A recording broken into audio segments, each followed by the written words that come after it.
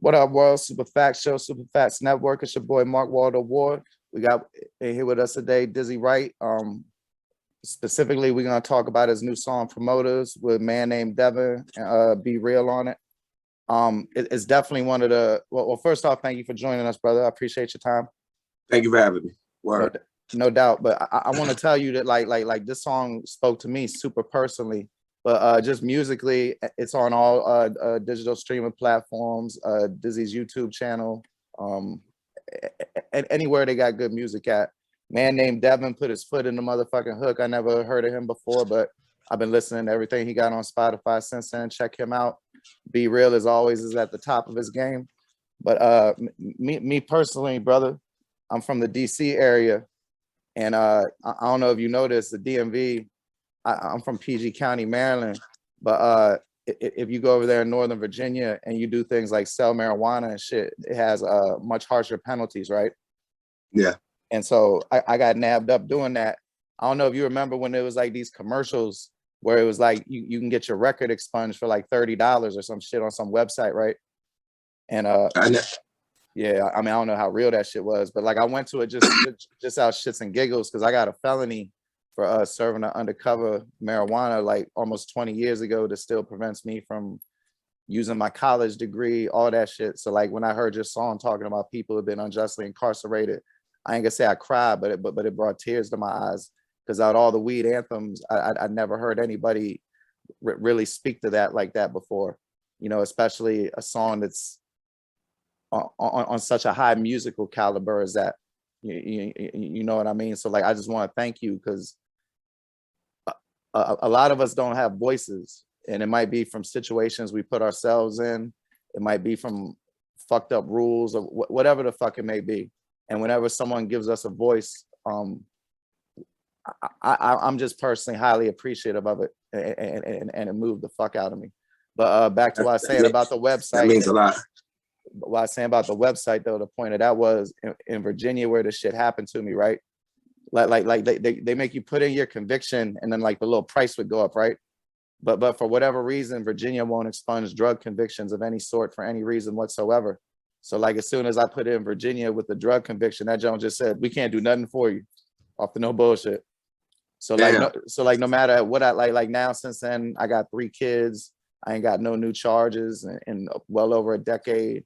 I'm quote unquote California sober. You know, I ain't drank alcohol or done no hard drugs except psychedelics or marijuana in well over a decade. But like I said, can't use my degree. When we was going through tough times and we needed EBT, I wouldn't count towards the household's total because I have a felon. Convicted felons can't, you know, go to prison for having bulletproof vests, can't receive financial aid for college. I mean, it's all kinds of shit. And it's because I sold some motherfucker less than 2 pounds of weed in like 2 months after 9/11 and shit. Wow. Yeah. So again, that's crazy, bro. That's a crazy story. Yeah. Shit, I mean, I told it on another episode. It gets even crazier. Y'all check out the Hardo episode, the full how I got set up with the undercover. But like I said, man, like I can't say it enough. I've never heard anybody speak about that part, about how many of us, you know, we heard the Chronic and all that shit. And like, because like I'm in my mid-40s, right? So like I'm young enough that I remember Nancy Reagan with the Say No to Drugs. Then we heard the Chronic and we're like, that shit cool. But then if you get caught with like a little bit of weed or whatever in certain states, you get like major motherfucking time.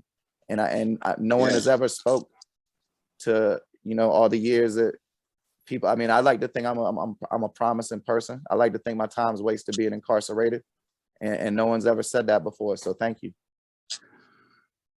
You're so welcome, brother. And I'm glad I could be that voice for you, man. That's super dope.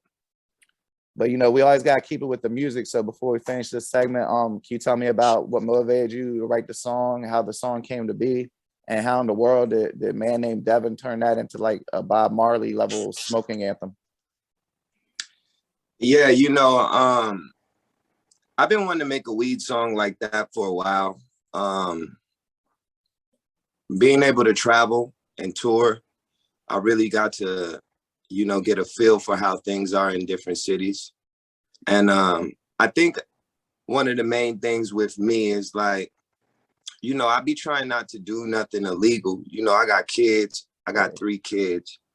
But even when I just had my daughter, when it was just my daughter, you know, I would always try to like steer away from things that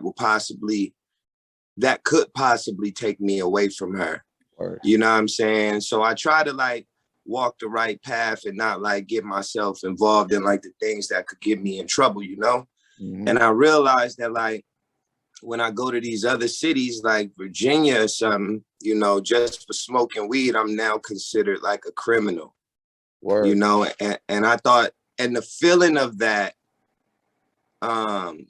always fucked me up a little bit because I'm way more nervous in these cities. I'm like, I'm not living like how I'm living in these in my city or on the West Coast where it's a little more acceptable. You know, I go to these places, I'm like, damn, they could throw me under the jail for having this much weed. You know what I'm saying? So I always try to stay safe and just keep it cool. But it's just the overall message is just like, yo, people are using this as medicine. Like, we got to get on the same page. Like, I mean, if I'm not a criminal in this city and then I go 4 hours away and I'm a criminal, but we're in the United States. I mean, we gotta get on this. Sense. Yeah. It don't make no sense. We got to get on the same page. So finding like a fire way to do that. Man like Devin, I worked with him in the past. We have a song together called Vampire Bite. And you know, he's always had a close relationship with Hopper. And his music is just big to me. You know, when it comes to the reggae music, he just has big music, big messages, you know what I'm saying? Big vibrations to me. So yeah, I'm starting to find that out. He's dope. Not to interrupt you, but everybody check him out. Man Named Devin. He is fire. Yeah, he is awesome, absolutely. And that's what was on his heart. You know, that hook. Word. That's what was on his heart. I just was able to take what the energy he dished out, and I felt like it was the perfect time for me to try to, you know, bring attention to how ridiculous, you know, how weird it is that I fucking can become a criminal just by doing the same thing that I'm doing in another city where I'm not a criminal, you know? And then finally you get the weed guy himself on the song, Dr. Green Thumbs.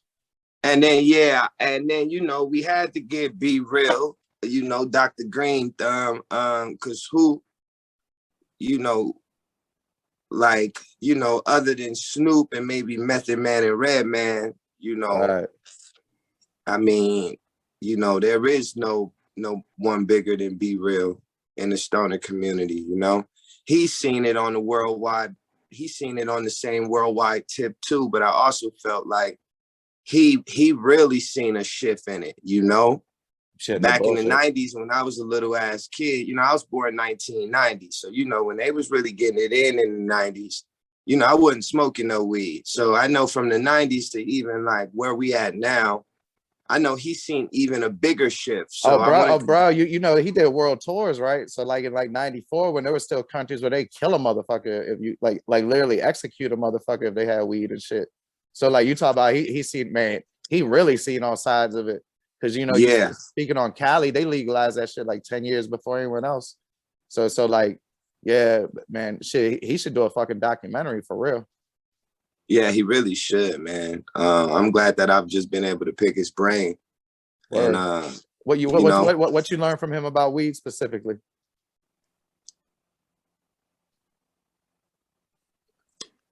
Not to fake it. You know what I'm saying? If you smoke, you know what I'm saying, you smoke that good, you know, smoke good, but like, you know, just don't fake it. Word. You know, you're gonna run into real stoners and it's not a good look, you know? Hey, I ain't never faking. I ain't too proud to say on social media, sometimes I only got $10 for a bag of Reggie. Absolutely. And that's better than a bag of nothing. Absolutely, absolutely.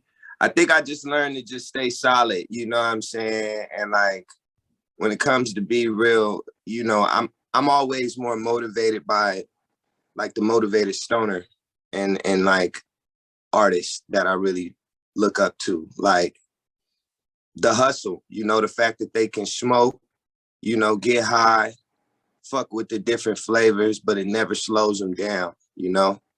After decades. After decades, yeah. And I mean, of course you build a tolerance, you feel me? But just never losing that hustle and always just being an innovator, creative. B-Real's always got his hands in something, always moving.